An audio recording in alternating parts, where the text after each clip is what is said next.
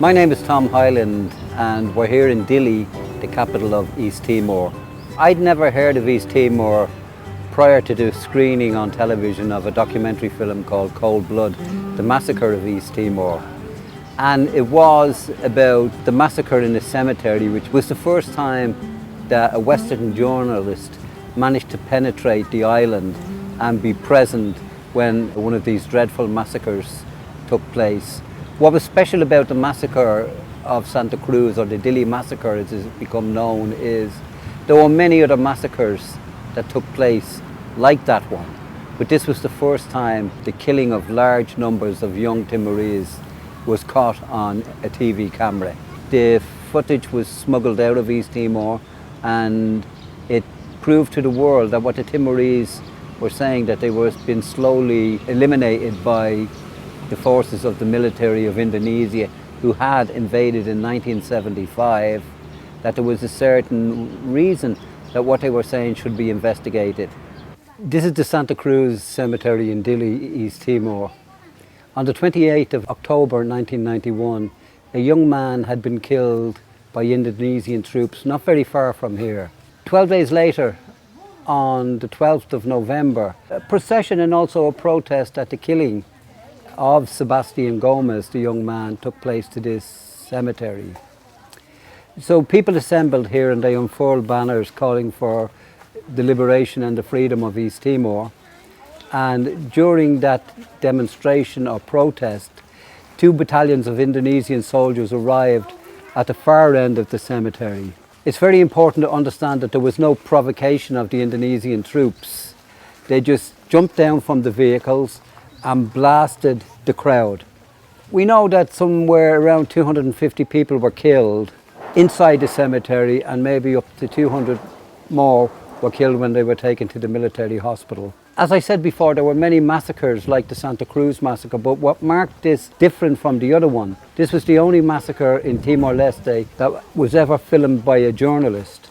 So it exploded, for want of a better word, the whole story of East Timor to the outside world. Here we had, for the first time in living colour, so to speak, footage of Indonesian troops gunning down unarmed young protesters. The filming actually took place here by a journalist called Max Stahl, and then he managed to hide the cassette tape in one of the graves here. He was arrested by the Indonesian authorities, interrogated for 10 hours, and then he came back to the Santa Cruz Cemetery to retrieve the cassette. Luckily enough, there was a journalist in another part of Dili, a Dutch journalist, who agreed to take the cassette out of Dili for the outside world to see. As a backdrop to that, the Indonesian military were saying, no, it's not true.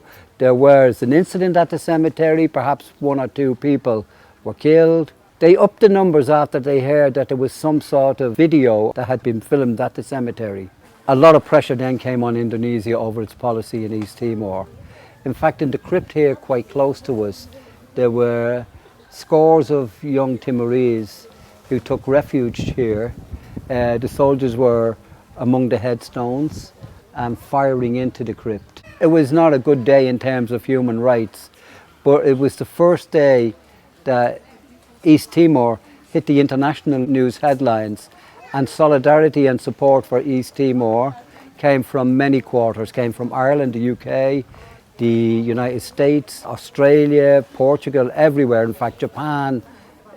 Many countries then rallied to the support of East Timor, and really the Santa Cruz massacre was the beginning of the end of the Indonesian presence in Timor. As such, I hadn't been involved in solidarity work before I became involved with the East Timor issue, but I do remember going to Afri to learn about the Great Famine Walks, which were in commemoration of the dark days in Irish history of the Great Famine. I lived in a corporation house in Ballyfermot, so we decided to turn the front room of the house into an office, to get a telephone installed, and then to go forward. We had no equipment, so we set off on the bus into the city centre, ended up in the Manufacturing Science and Finance Union, and met a wonderful gentleman called Brian Anderson, who we told our story to, who we asked could he help us in any way, and he gave us a typewriter. So we carried a typewriter back to Ballyferma and we set about writing to anybody who we thought would listen to us. We sent a letter to the Irish Times, and I have to say it was wonderful to read a couple of days later our letter published in the Irish Times, because for me and for other people in the campaign, it was the first time to see two words, East Timor, in print. We were guided by Afri, Action from Ireland, who had a magnificent track record in campaigning for small causes that nobody else would take up.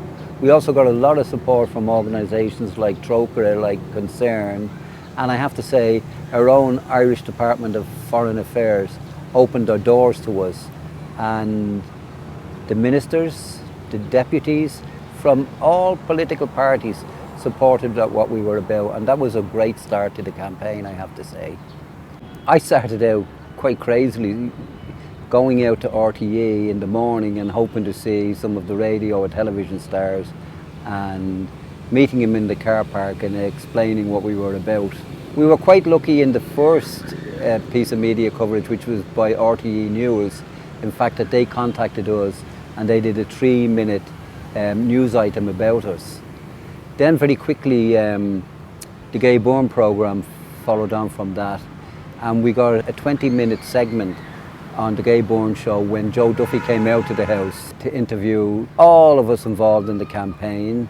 We invited other groups like Amnesty International, like Trócaire, like Afri to come along and to be with us. The radio broadcast was a terrific success in the sense that we had so many letters coming in about people that wanted to support us. That in turn then led on to the political dimension of the campaign, because lots of politicians wrote to us and said, why don't you come in to see me and how can we help out? And then many of them became patrons of the campaign, many of them who went on to higher office in Ireland. We had wonderful support from people like David Norris, Michael D. Higgins, particularly Mary Robinson, not only as President of Ireland, but as UN Human Rights Commissioner. Just too many to mention. So something dreadful would happen in Timor, and we had access to Irish politicians immediately. We had access to our MEPs, who then raised the issues within the European Parliament. So suddenly we had gone from this where very few people know to be in a position to set up regional groups in Ireland to lobby on behalf of East Timor. And it became the #1 foreign affairs issue in Ireland. We were quite fortunate in having organisations who had experience in lobbying and in campaigning to assist us. One of those ones was Afri, who proved invaluable in setting up the campaign and advising us.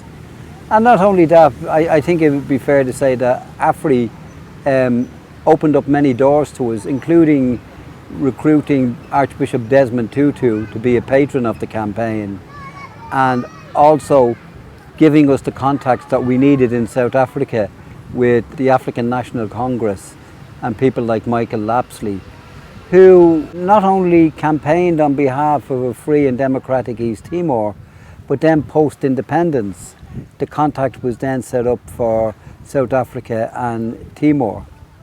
Ireland's lobbying on East Timor globally at the UN, with the Irish lobby on Capitol Hill in Washington, got so intense that the then Indonesian foreign minister commented, and it was reported in the Irish Times, that Ireland's position on East Timor was tantamount to a declaration of war on Indonesia. For me, Santa Cruz has a very significant part of my life. I know in 1999, following the withdrawal of the Indonesian military and the independence of East Timor, my life came full circle, so to speak. I came here on a very special day, which was remembering the massacre, and I went into this crypt here. I closed down the very emotional involvement that I had with Timor really by crying my eyes out of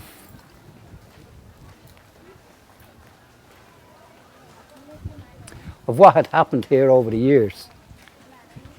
We felt in some ways that it's possible to feel the pain of others, and there was a lot of pain in this place. It changed for me onto a different level to try and become part of the reconstruction of East Timor, to try and play a role in East Timor's independence. I suppose part of the reason I've been here for many years now, teaching English, Irish English.